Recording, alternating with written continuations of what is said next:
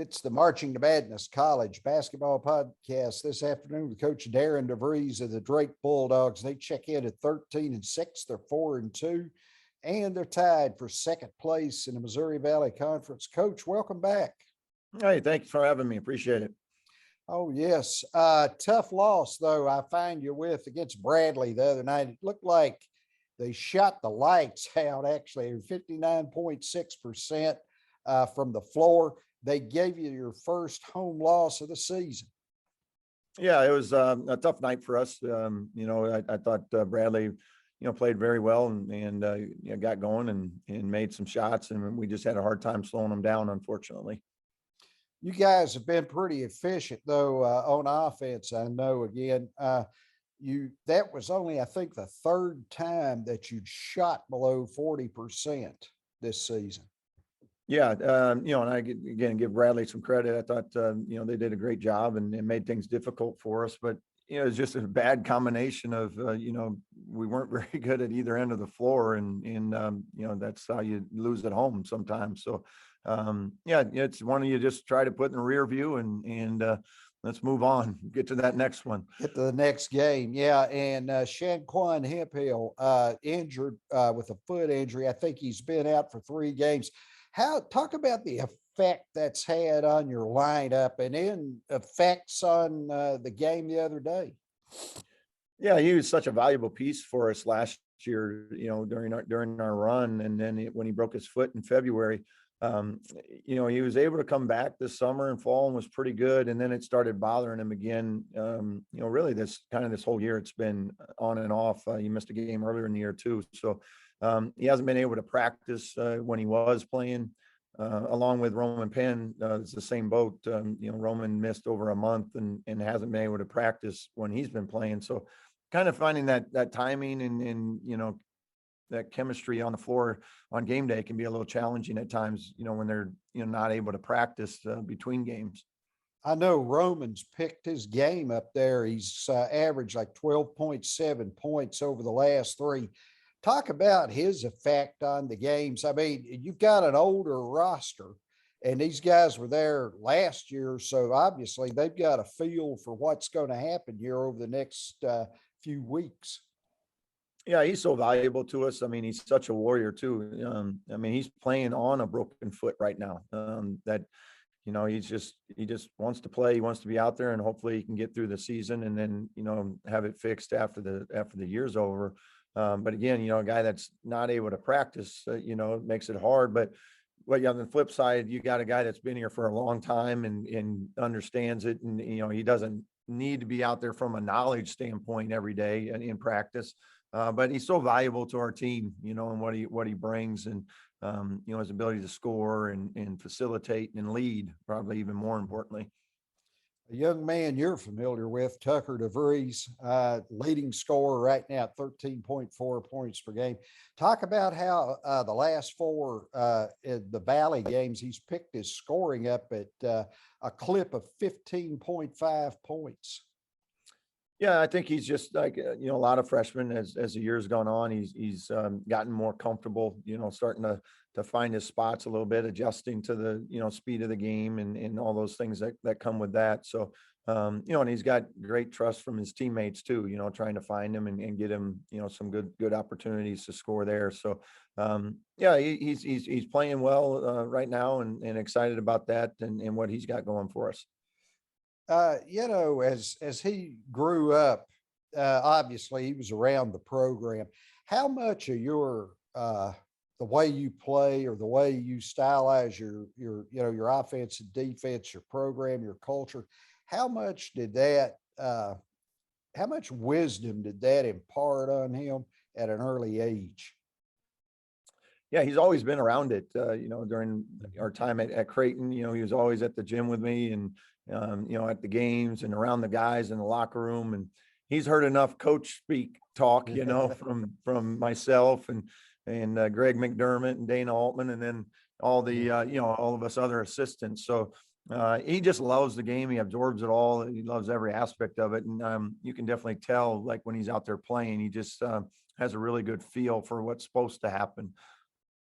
Well, the thing I noticed about him, I saw you guys play 3 times in Orlando when you visited over Thanksgiving. The thing I noticed even then was it was a seamless transition with an older roster for him. Yeah, that's part of, being able to be around him here these last few years. When he was in high school, being at the games, being in the locker room, getting a chance to, play some open gyms with him and stuff like that. So he already had a pretty good relationship with a lot of the guys anyway. And then we have a great group of guys. Yeah. Everybody always asks about, that father-son relationship and how's it going. Well, a lot of times I think it's more about how the rest of the team is handling it. That kind of determines, his joy and how it goes with us. And they've been terrific. They're, so Yeah. supportive of him and treat him, just like one of the other guys. Yeah. That's great. I was interested. Garrett Sturtz also, he's a big time playmaker. He had 2 free throws with 23 seconds left on Monday night that lifted you over Southern Illinois. Yeah, he's terrific. He just does so much for us. He carries around a hard hat with him every day, like on his book bag, and that's how he plays too. He's just such a competitive guy. I was trying not to knock him, but I was talking to the team today about, he doesn't jump the highest, he doesn't run the fastest, he doesn't shoot the best, but he competes the hardest, and that's why his production is what it is, and why he's so valuable to our team. He's just a winner. Yeah. The roster and how you are able to divide the time and not lose anything. And then you got 5 kids, I think, averaging between 9.4 and 13.4 points per game. Talk about how you stylize your offense to be able to have that much contribution from that many players, and yet you don't lose anything if you try to call any of them's number, if that makes sense. Yeah, I think it's been, part of the reason we've been successful. We got a lot of guys that don't care about numbers. So, if one guy has it going on one night, we run stuff for him. If it's somebody else on another night, we run stuff for them. And in between, it's just, a lot of freelance motion and letting guys play. And I think when you have that much, that kind of balance, it's really makes it hard for people to lock in on one specific, guy on your team. So, but it only works when you got a bunch of unselfish guys that are all willing to share it and move it and, play together. Motion offense, the rules, everybody's got their own rules too. Motion offense. Do you find yourself tweaking the rules of your motion as the years go by? Yeah, with our motion, we don't really have much for rules. It's more concepts in terms of making reads and things like that. But we really just kind of let the guys play. Don't give them really a lot in terms of, hey, you got to be here, or you guys, if the ball's here, you got to do this on that side. We kind of let them, things to think about and practice, and then just let them kind of play and go from there. I think basketball has gone that way for almost everybody and at every level. I remember when I played high school ball years and years ago, it was pound the ball up. Okay, we're going to pass to the right side. We're going to pick left. He's going to circle. You better make sure you throw the ball through the point before anybody shoots. Yeah, it's certainly changed, and like we tell all of our guys in recruiting, I don't want you to come here and be a robot, I Right. want you to come here and be a basketball player. So that's why, we find that the guys really enjoy, playing that way. Yeah, that's a good point. Robotics. I remember I remember those things so bad, and I used to dread suicides at the end of practice. Talking about the Valley, we see Loyola Chicago on top right now by 2 games, but this thing's far from over. It seems like it's the usual competitive league, and I think you guys are getting more run on national television this year.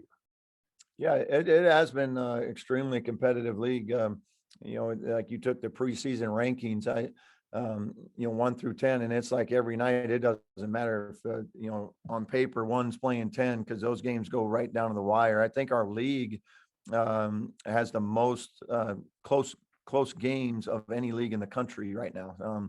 With like 5 points or less, being decided by 5 points or less, or overtime. So it's made for some entertaining basketball, that's for sure, for the fans. I've noticed across the country this year in every league, there's a fine line between win and loss. Like you're saying, 1 or 2 possessions the other way in several games leaves teams that are maybe 15-3 right now. It could leave them at 11-7.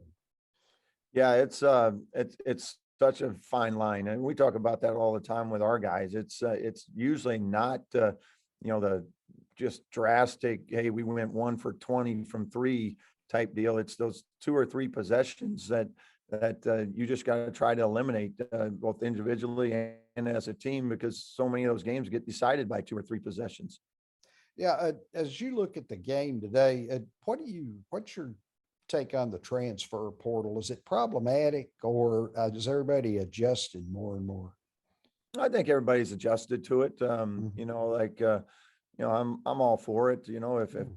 guys, feel like there's a better opportunity for them somewhere else, go for it. Same thing here. We try to, treat our guys right, have a great experience. And if they are, hopefully they want to stay. And if there's, ever a time where they feel like there's something else better for them, they only get to do this one time. You get 4 or 5 years to do it. So I'm all for them, trying to get the best experience possible for themselves. As you look at your basketball team right now, we're about at mid-season. What's the theme for this team, maybe for the first half of the season and then going forward? Yeah, the biggest thing for us is, even as many vets as we have on our team, is with the injuries and things, it's really hard for us to find a constant flow because of guys being in and out of the lineup. So I'm hoping as we get these next couple of weeks, where we can start to get healthy and really kind of start to hit stride, maybe by February, and then playing well before we get to our conference tournament. Last thing, Coach, moving on into the latter parts of the season, how does your practice change, your days off change, and maybe the way you prepare now versus as the season started? Yeah, we typically, once we get into like league play and stuff, it's about an hour Yeah. of practice time, and the day after the game's really light. A lot of review, getting prep work for the next team, going through their stuff, but not a lot of combat, I guess you'd call it, in practice. And then the following days, the day before practice, go about an hour and try to get about 30 minutes of some live stuff, just to be sharp, but also, again, being conscious of trying to keep guys fresh and ready for those games. Coach Darian Devries, the Drake Bulldogs, looking for another trip into March Madness. Coach, I really appreciate your time. It's always great talking to you, and good luck. Thanks a lot. Appreciate it.